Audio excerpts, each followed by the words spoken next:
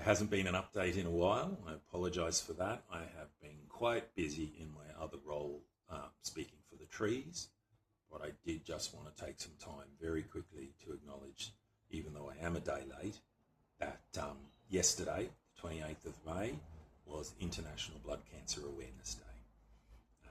I've had my own journey with a condition called myelofibrosis, which is an odd cousin of leukemia, blood cancer, and I had my stem cell transplant this year.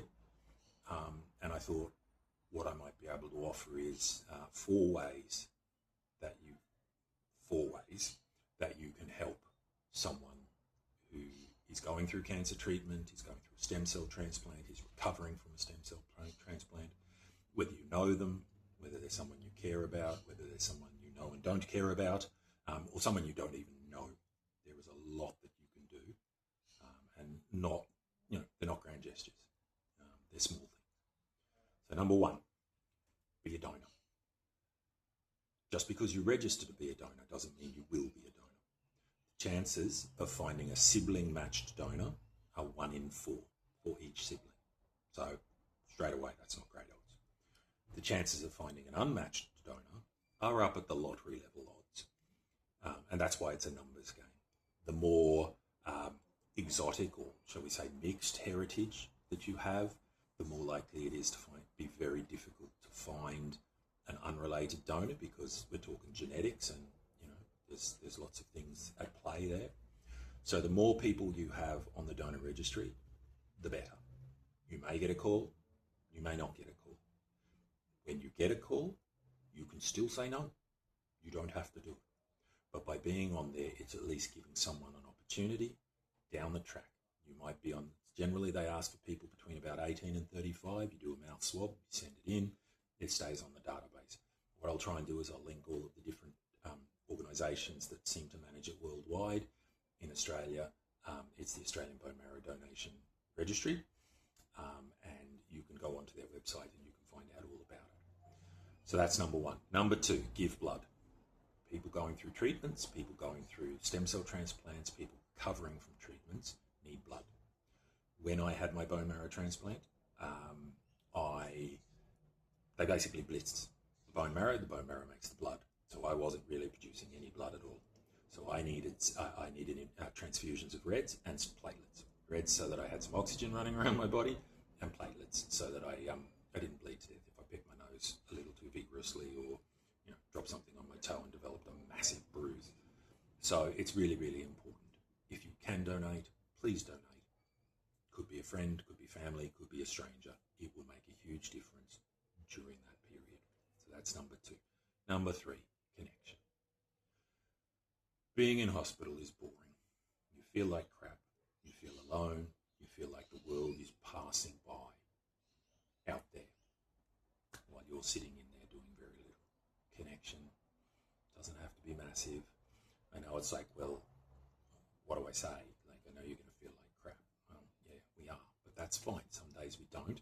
But you know what makes us feel a little less crap is hearing about your day. It's you sending us a stupid meme. You don't have to tell us that you're thinking about us. The fact that you called us, or the fact that you messaged us or sent us something stupid, it tells us that you're thinking about us and we're not alone. If you have time to send a text, even if you kind of schedule it once a week, just to say, oh, I did this week, you'll never guess what happened this week, blah, blah, whatever, makes a huge difference. When people are out of hospital for treatments, it's the little things. Sometimes it might be just, can you go and get me this book from the library, please? And it might be once forever. It's just little things that sometimes help and take the hassle out of the logistics. So if you are able to do that for someone you care about, that's perfect. Made the world of difference for me. Every time my phone went ping, I didn't feel alone. I felt better. It was interesting, and I really appreciated it. And finally, number 4 is, if you can't do those, donate to someone who can. You've got the Leukemia Foundation in Australia. You've got the Cancer Council in Australia. You've got the Bone Marrow Foundation in Australia. These are organisations that are specifically set up to provide information, support and care for people going through cancer journeys, stem cell transplant journeys, and then recovering. But then you've also got people like Canteen and Can Quality, and I have to say, Can Quality have been amazing for my family.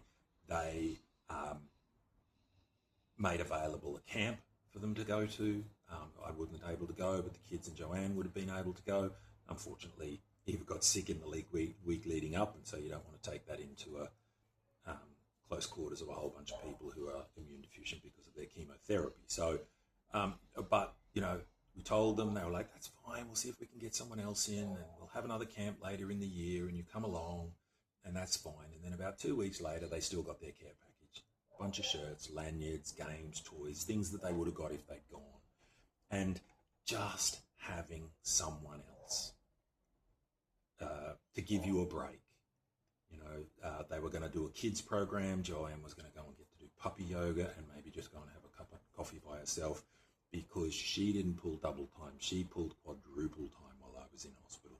She had the kids. She was trying to work full time to pay the bills. It is really, really hard to manage all of that. And so these organisations give people the chance to have a bit of time out, a bit of fun, a bit of brightness. You don't have to explain yourself if you're too tired. It just makes a difference. It really does. So if you can donate, I would encourage you to do so to one of those organisations. All of those organisations had a hand in my journey and were massive resource support. And you can also volunteer in a number of different ways for them. That's another way that you could do it. But just know that any of those 4 ways, if you can do one of those, just as a one-off, then it makes a huge difference. And we appreciate you all, known and unknown, for the contribution that you've made to making our journeys bearable. That would be the right word, okay? So that we could see the sun shining, even if there were clouds in front of it. We could see the sun shining behind the clouds and knew that eventually the clouds would go away. So thank you.